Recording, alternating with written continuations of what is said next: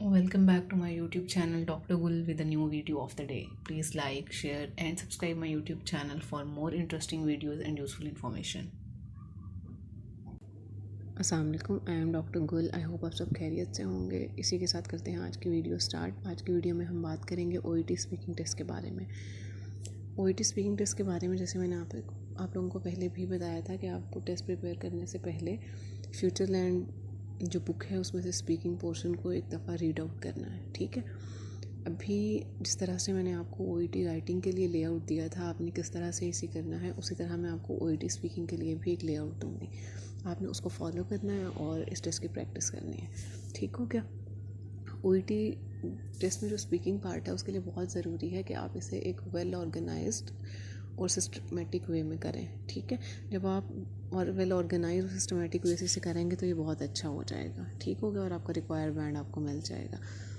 अभी जो लेआउट है उसमें सबसे पहले आता है इंट्रोडक्शन, देन आपके पास आ जाएगा ask about patient name and age, then हमारे पास आ जाएगा रीज़न फॉर विजिट, उसके बाद हमारे पास आ जाएगा empathize, how to empathize your patient. This is very important as during our med school or in our clinical tests our seniors focused mainly on how to empathize our patient. So आपको इसे अच्छे से करना है, ठीक है। उसके बाद you will ask about the symptoms of the patient, how severe they are, how these symptoms are affecting his life and all her daily chores. Next पे हमारे पास आएगा be a good listener to your patient. This is very important in OET speaking. They will जज us on how we communicate with our patient, how we develop our communication skill, how we develop a good doctor-patient relationship. Okay, next हमारे पास आ जाएगा how to tell a diagnosis to your patient. आपको patient को diagnosis बताना है। You will ask him how much he know about the disease, how much extent he wants to know about his disease. Next, you will reassure your patient. Reassurance is very important. After that, you will explain the treatment plan to your patient. Second last पे आपके पास आ जाएगा you will ask about the patient how much he understands you. This is very important because कभी कभार ऐसा होता है कि आप 2 से 2.5 घंटे तक पेशेंट के साथ होते हैं, उसका ट्रीटमेंट प्लान, डायग्नोसिस सब बताते हैं, बट परेशानी की बात ये होती है आपके पेशेंट को कुछ भी समझ नहीं आता। तो आपने इस चीज़ को कंसीडर करना है, पेशेंट से बार बार पूछना है weather he is with you, वो आपको अंडरस्टैंड कर रहा है या नहीं। उसके बाद आ जाएगा ग्रीट। अभी जो मैंने आपको हेडिंग्स बताई हैं इन सबको हम इंडिविजुअली कंसीडर करेंगे और इनको एक्सप्लेन करेंगे, ठीक हो गया। सबसे पहले तो मैंने बात की थी इंट्रोडक्शन की। इंट्रोडक्शन आपने कैसे स्टार्ट करना है। इंट्रोडक्शन आप इस तरह से स्टार्ट कर सकते हैं, आपने अपना नाम बताना है, अपनी पोजीशन बतानी है, अपना जॉब टाइटल बताना है। इंट्रोडक्शन आप इस तरह से कर सकते हैं like good morning, I am doctor Gul, I am one of the treating physician here today at this hospital. This is your introduction, okay. Next thing is you will ask about patient name and age.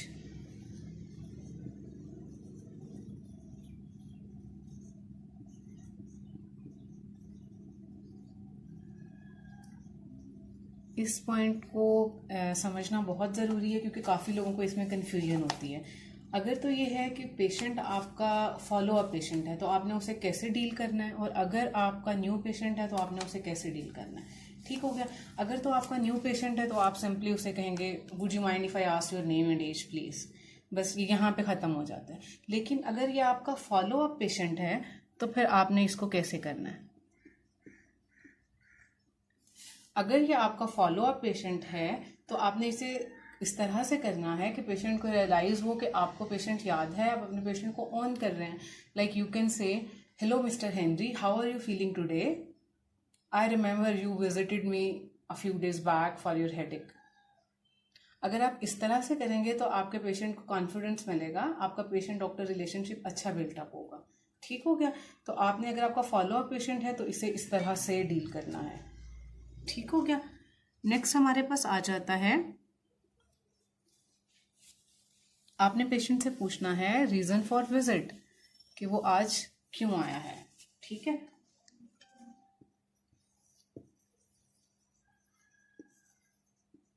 आप simply उससे पूछ लेंगे would you mind if I ask you what has brought you here today? ठीक हो गया? या फिर आप पूछ सकते हैं would you mind if I ask you some questions to get a better understanding of your condition? ठीक हो गया?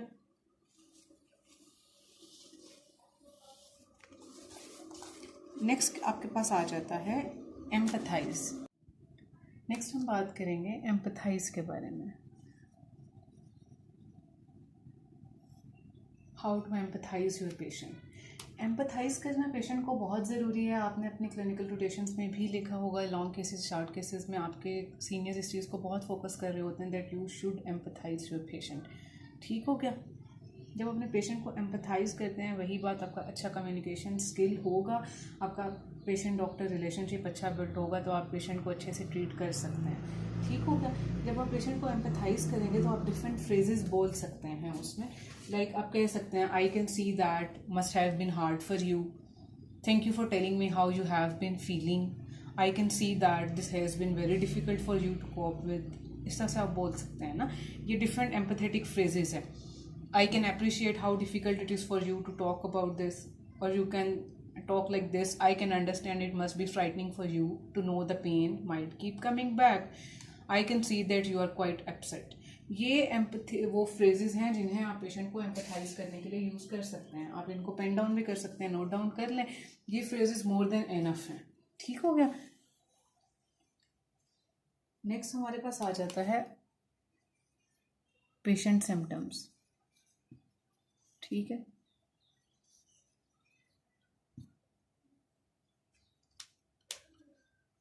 That you should ask patient about his symptoms. Would you mind if I ask some questions about your complaint, about the things that you have told me? अगर आपको उससे कोई personal questions करने हैं, personal history लेनी है, then you can said like this, I am afraid that I have to ask some personal questions from you. If you allow me, if you are comfortable to answer that questions, then I can proceed. ठीक हो गया? इस तरह से आपने करना है. Patient के जो सिम्टम्स हैं उन्हें पूछना है. Next thing is B a good listener. OET speaking में ये चीज़ बहुत ज़रूरी है. ठीक है? इस चीज़ पे आपकी ग्रेडिंग होती है. ये चीज़ इसलिए ज़रूरी है कि वो इस चीज़ में आपको जज कर रहे होते हैं, like how you can communicate with your patient. ठीक है? आप बोलते जा रहे हैं. आपने एक पेशेंट को 2 घंटे का टाइम दिया है. ठीक है? आपने उसको उसका डायग्नोसिस भी बता दिया, उसकी लैब डिटेल भी बता दी, सब कुछ बता दिया. लेकिन ये कि आपका पेशेंट ना आपसे क्वेश्चन कर सक रहा है, ठीक है, ना वो आपको कुछ बता रहा है, आप उसकी बात को सुन रहे हैं, आप सिर्फ अपनी सुना रहे हैं, तो ये अच्छी प्रैक्टिस नहीं है. जब आपका पेशेंट कोई बात करे तो आपने बिल्कुल खामोशी से उसकी सारी बात सुननी है. जब उसकी बात ख़त्म हो उसके बाद आपने इसे स्टार्ट करना है. ठीक है? समटाइम्स ये होता है कि जो एग्जामिनर होता है, ठीक है, वो पेशेंट का रोल प्ले कर रहा होता है, तो वो आपको थोड़ा सा परेशान करने की कोशिश करता है, लाइक वो आपका टाइम ज़्यादा लेने की यहाँ पे कोशिश करता है. तो फिर आपने उसे ये कि अच्छे से हैंडल करना है, like we will discuss about it later, I will ask a few question from you. ठीक है? तो आपने इसे इस तरह से करना है. बट ये कि ये जो पॉइंट है इसको आपने अच्छे से डील करना है. Next is tell your diagnosis. इसको आपने एक बहुत ऑर्गेनाइज और सिस्टमेटिक वे में पेशेंट को बताना है. ठीक है? एकदम से पेशेंट पे बॉम्बार्डमेंट नहीं कर देनी है, आपको ये डिजीज़ है, ये है, ये है. ठीक है? आप उसे बहुत अच्छे से स्टार्ट करेंगे, like we have your lab results here. I would like to tell you that we have a proper diagnosis, a proper disease name for you that you are suffering from. Like, I'm afraid to tell you that you are suffering from a condition known as celiac disease. ठीक है? तो आपने इस तरह से बताना है. तो नेक्स्ट आप इसको ऐसे करेंगे, have you ever heard about this. ये नहीं करना कि आपने पेशेंट को बता दिया कि आपको ये डिज़ीज़ है, उसके बाद आप उसे कंसीडर ही ना करें. डिज़ीज़ एक दफ़ा मेंशन करके कुछ टाइम के लिए आपने पॉज लेना है, और उसके बाद या तो पेशेंट खुद रिएक्ट करेगा. अगर पेशेंट रिएक्ट नहीं करता तो आपने उसे प्रोसीड करना है कि वो बोले. तो आपने पूछना है, have you ever heard about this. फिर पेशेंट आपको जो भी बताता है आपने इसे उसके अकॉर्डिंग नेक्स्ट लेकर जाना है. ठीक है? इसको अच्छे से एक्सप्लेन करना है, डायग्नोसिस, उसके कॉजेज़, ये सब चीज़ें. But make sure one thing that your patient is with you. आपने बार बार बीच में ये लाइन रिपीट करनी है, am I with you, am I audible to you, am I clear to you, if you have any problem then you can ask me. ठीक है? ये चीज़ें आपने बार बार करनी है, ठीक है। ओईटी स्पीकिंग में बेसिकली आपकी कम्युनिकेशन स्किल्स चेक हो रही होती हैं। You have to develop a proper and good communication skill. ठीक हो गया।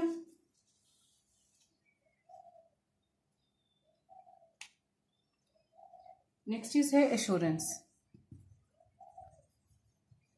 जिस तरह से एम्पथाइज करना बहुत ज़रूरी था, इसी तरह से रीएश्योर करना बहुत ज़रूरी है, ठीक है।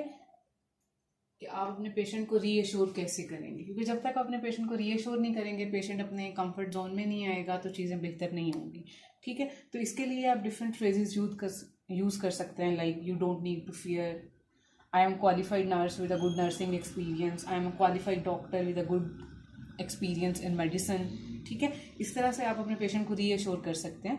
या फिर आप इस तरह से कर सकते हैं, like this hospital has an excellent reputation and your health and safety are utmost priority, ठीक है।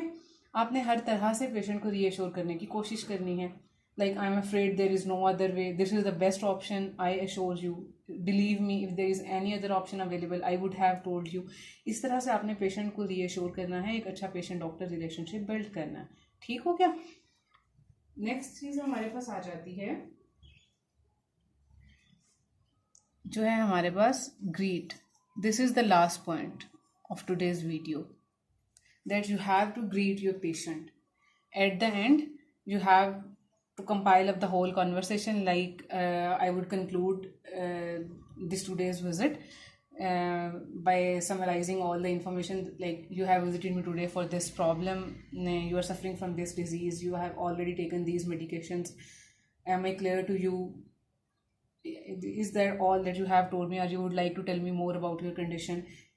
एंड आपने इस तरह से ही करना है, ठीक है। उसके बाद बिल्कुल एंड पे आपने उसे कहना है, thank you so much for visiting today, I wish you a speedy recovery. इस तरह से कुछ अच्छी फ्रेजेस यूज़ करके आपने कॉन्वर्सेशन को एंड करना है। ओईटी स्पीकिंग में टाइम मैनेजमेंट बहुत ज़रूरी है। Second thing is task management.